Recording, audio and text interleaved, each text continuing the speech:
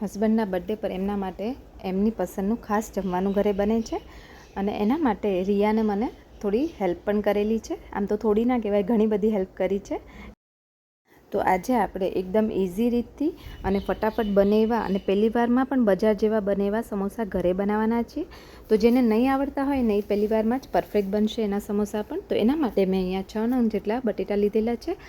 આ બટેટાને મેં વચ્ચેથી કટ કરી થોડું મીઠું નાખીને બાફી દીધેલા છે અને એને આપણે કલાક પહેલાં બાફીને રાખવાના. જ્યારે પણ તમે સમોસા કે એવું બનાવતા હોય ને, આલુ પરોઠા કે એવું, ત્યારે એના બટેટા હંમેશા વહેલા બાફીને રાખવા કલાક પહેલાં. એટલે થોડા ઠંડા થશે ને તો સરસ મેશ થશે, નહીં તો ચીકણા થઈ જશે ગરમમાં કરશો ને તો. હવે આપણે લોટ બાંધી દઈએ સૌથી પહેલાં તો એના માટે 1 કપ જેટલો મેં અહીંયા ઘઉંનો લોટ લીધેલો છે.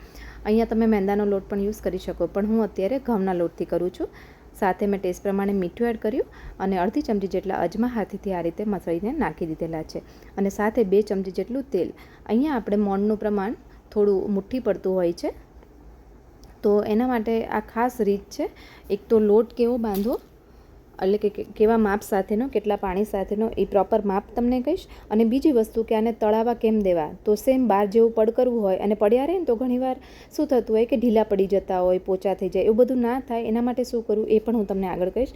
તો આ રીતે થોડું પાણી નાખતા જાય લોટ ભેગો કરવાનો અને પરોઠા જેવો કરીએ ને એકદમ કઠણે નહીં અને ઢીલોય નહીં એવો લોટ બાંધવાનો.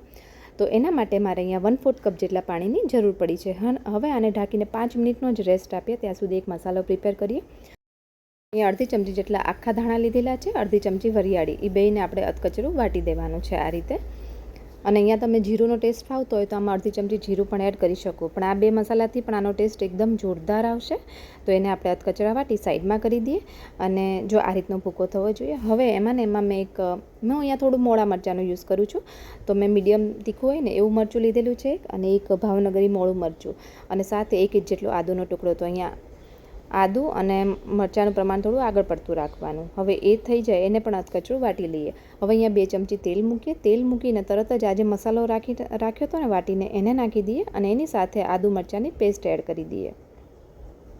ઘણા લોકો આમાં લસણની પેસ્ટ નાખતા હોય. જો તમને ફાવતું હોય ને ટેસ્ટ ગમતો હોય સમોસામાં તો નાખો, બાકી બહારના બધા સમોસામાં લસણ આવતું નથી એટલે એડ નહીં કરો તો પણ મસ્ત જ લાગશે. હવે અહીંયા આપણે થોડું સતળાઈ જાય ને 1 મિનિટ માટે સાતળવાનું. પછી મેં 5-6 લીમડાના પાન પણ નાખ્યા છે. સાથે નાની અડધી ચમચી જેટલી હળદર, અડધી ચમચી લાલ મરચું અને અડધી ચમચી ધાણા જીરું એડ કર્યું છે. અને આ બધા મસાલાને થોડી વાર, એટલે એમ કહેવાય ને 1 મિનિટ માટે સાતળવાના. એટલે આની સુગંધ એટલી બધી જબરજસ્ત આવશે ને, બહુ જ મસ્ત આવશે. તો આ મસાલો જ મેઇન છે. તો આ મસાલાની અંદર હવે આપણે બટેટા જે બાફીને રાખ્યા હતા એને આ રીતે હાથેથી જ મેશ કરી દઈએ. આપણે પોટેટો મેશરની જરૂર નથી, આ રીતે હાથેથી કરી દેજો એટલે એકદમ બરાબર થઈ જશે. હવે બધા બટેટા આપણે નાખી દીધા છે. હવે ટેસ્ટ પ્રમાણે મીઠું એડ કરીએ. મેં બાફવામાં પણ એડ કર્યું છે એટલે એ પ્રમાણે ટેસ્ટ પ્રમાણે નાખવાનું. સાથે લાસ્ટમાં અડધી ચમચી જેટલો ગરમ મસાલો નાખવાનો અને બધી વસ્તુને આ રીતે મિક્સ કરી દેવાનું. તો આ રીતે મસાલા સાથે બટેટા એકદમ એકરસ થઈ જવા જોઈએ, એ રીતનો મસાલો મિક્સ થવો જોઈએ. હવે ગેસ બંધ કરી ઉપરથી કોથમીર થોડા નાખી દઈએ, એકદમ ઝીણી સુધારેલી. અને થોડું અહીંયા હું લીંબુનો રસ નાખું છું. અને જો તમને આમચૂર પાવડર નાખવો હોય તો થોડો એ પણ એડ કરી શકો, પણ એના કરતાં લીંબુનો રસનો ટેસ્ટ વધારે સારો આવતો હોય તો હું ફ્રેશ લીંબુ જ આપણે યુઝ કરવાનું બને તો થોડો લીંબુનો રસ નાખી આ રીતે ફરી એકવાર હલાવી દઈએ. તો આપણું મસાલો બનીને રેડી થઈ ગયો છે. તો એને હવે સાઈડમાં રાખી દઈએ. હવે અહીંયા આપણે તેલ ગરમ થવા મૂકી દઈએ. અહીંયા મેં નાનું પેલું લીધેલું છે તવલું, કારણ કે આમાં કેવું હોય, સમોસા આપણે નાના નાના જ બનાવવાના છે અને સમોસામાં કેવું તેલ છે ને થોડું સમોસા ડૂબે ને એવું લેવાનું છે. એટલે એ પ્રમાણે હવે 5 મિનિટ થઈ ગઈ છે એટલે રેસ્ટ મસ્ત આવી ગયો છે. જો લોટ એકદમ સરસ સ્મૂથ થઈ ગયો છે, રોટલી જેવો ને એનાથી થોડો કઠણ એવો. તો આ રીતે નાના નાના લુવા કરી લંબગોળ જેવી વણી દેવાની. તો પહેલાં ગોળ વણી થોડી અને લાંબી કરી દઈશું અને ગોળ પણ ચાલે અને વચ્ચેથી કટ કરી દઈએ અને સમોસા ભરવાની શરૂઆત કરી દઈએ. તો આને બનાવવું બહુ ઇઝી છે. જો આ રીતે 2 ભાગ કર્યા પછી અહીંયા આપણે પાણી જ લેવાનું છે. તો હવે અને હા, તમને કહી દઉં, લોટ તમને એવું લાગે કે 5 મિનિટ રાખ્યો થોડો કઠણ થયો છે, આમ તો ઢીલો જ થઈ જશે, પણ થોડું એવું તમને લાગે તો થોડો પાણીવાળો હાથ કરી અને મસળી દેવાનો લોટને. હવે ઉપરથી પાણી લગાવવાનું અને આ રીતે વાળી ઉપરની સાઈડ બીજી સાઈડે પાણી લગાવી દેવાનું અને આ રીતે દબાવી દેવાનું. જો તમને એવું થતું હોય કે તેલમાં તૂટી જશે તમારાથી સમોસા અને પ્રોપર નહીં વળે તો તમારે શું કહેવાય, આપણે લોટની સ્લરી બનાવવાની, એટલે મેંદાના લોટની અથવા તો ઘઉંના લોટની થોડી સ્લરી બનાવી દેજો અને એનાથી પણ ચીપકાડી શકાય સમોસા. અહીંયા હું પાણીથી કરું છું કારણ કે એકદમ દબાવીને કરશો ને તો નહીં છૂટા પડે. અને 1 ચમચી જેટલું જ પૂરણ અંદર ભરી દેવાનું. તો આ રીતે જો સ્ટફિંગ ભરાઈ જાય ને ઉપર થોડી જગ્યા રાખવાની. પછી ફરી પાણીવાળો હાથ કરી વચ્ચેનો જે ભાગ છે ને અડધો પોર્શન એટલો જ આપણે એને દબાવવાનો. જો આ રીતે.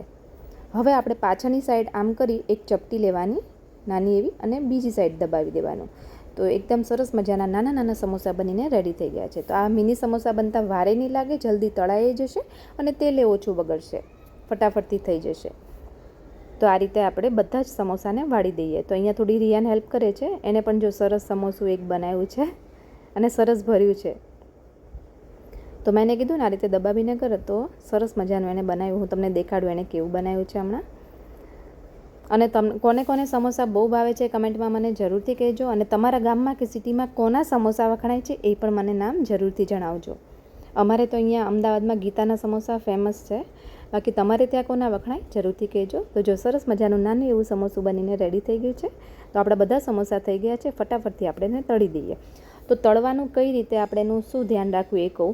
તો આ રીતે થોડો લોટ નાખીને જોવાનું, બબલ્સ થઈ લોટ ધીરે રહીને ઉપર આવશે. એનો મતલબ કે આ તેલ તળવા માટે એકદમ પ્રોપર છે. આવું તેલ હોવું જોઈએ. હવે ગેસની ફ્લેમ મીડિયમ કરી દેવાની નાખવા ટાઈમે. અને મીડિયમ ગેસ પર જ આ રીતે ધીરે ધીરે જેટલા સમોસા આવે ને એ રીતે નાખવાના. અને તેલ ડૂબે, મતલબ સમોસા ડૂબે ને એટલું તેલ હોવું જોઈએ. નહીં તો જો ઉપર રહી જશે ને તો એક સરખા બાર જેવા નહીં થાય, એટલે કે કલર ને બધું એક સરખું નહીં આવે.